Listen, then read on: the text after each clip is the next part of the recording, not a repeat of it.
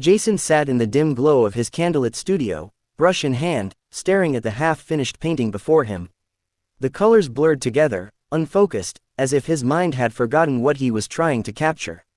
His memory had been slipping lately, small things at first, like forgetting where he put his keys or what he ate for breakfast. But then came the dreams. Fleeting images of golden light, a whispering voice calling his name, the feeling of fingers trailing along his face in the dead of night. And the teeth. It started a week ago. He had woken up to find a golden tooth beneath his pillow. At first, he thought it was a prank or a dream, but the teeth kept appearing. Every night, another one. Gleaming, perfect, untouched by time.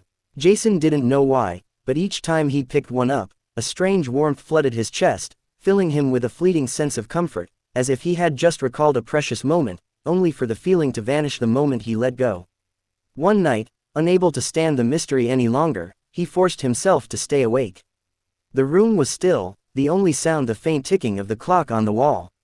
His eyelids grew heavy, his exhaustion pressing down on him like an unbearable weight.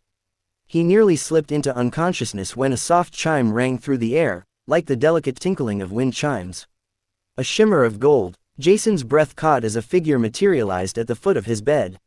She was exquisite, luminescent skin glowing like moonlight, long silver hair cascading in shimmering waves, and eyes the color of a twilight sky. Delicate wings, almost transparent, fluttered behind her.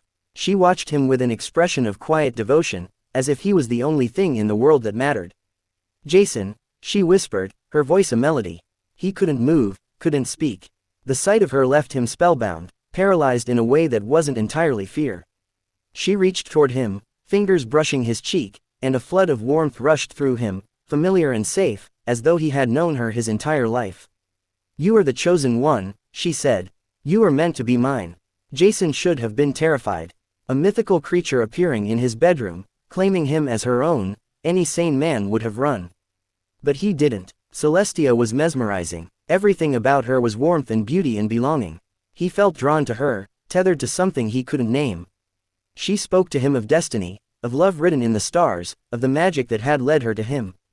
And Jason believed her. He spent his days painting with newfound inspiration, his artwork becoming more brilliant than ever before. He no longer questioned the missing gaps in his memory. What did it matter, when he had Celestia? She was in his thoughts constantly, her presence a lullaby that soothed him even in sleep.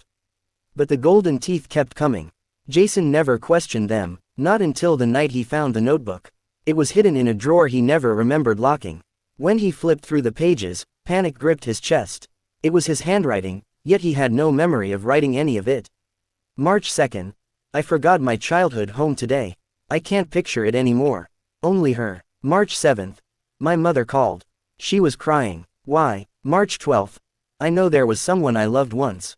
But I don't know their name. Jason staggered back, his breathing uneven. He turned to the mirror, searching his own reflection, searching for something, anything, that felt real. Then he saw the glint of gold. He opened his mouth and gasped. His teeth were not his own.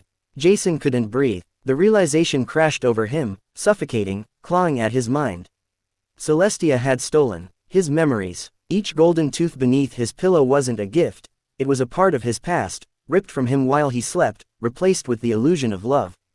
That was why he couldn't remember his childhood, why his mother's voice felt distant, why his dreams were filled with nothing but her. She had taken everything, leaving only herself behind. Rage swelled within him, burning through the haze she had cast over his mind. He had to stop her. He had to take back what was his.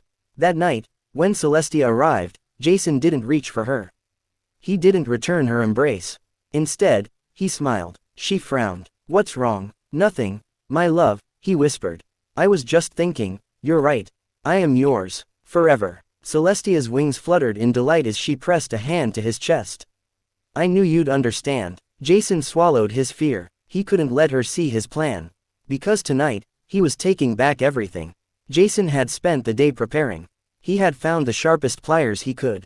The last golden tooth, the one that held the final piece of his true self, was still inside him. He could feel it, pulsing, anchoring the last remnants of who he was. If he could remove it before she took it, maybe, just maybe, he could break the spell. The moment Celestia leaned in to kiss him, he moved. With a cry of agony, Jason yanked out the last golden tooth. Celestia screamed. The room shook, her luminous body flickering like dying candlelight. Jason collapsed to the floor, his vision blurred by pain. But in the distance, he saw the golden tooth dissolving into light, into memories, his childhood, his dreams, his mother's embrace. Celestia reached for him, her face twisted in sorrow, her wings dimming. "You loved me," she whispered. Jason blinked up at her. He tried to remember, but he couldn't. Celestia shattered into dust, vanishing into the air like a dying breath. Jason sat there for hours, alone, staring at the empty space where she had once been. His memories were gone, his past was gone, and yet, his heart ached for someone he could no longer recall. A love that once was. A love that would never be again.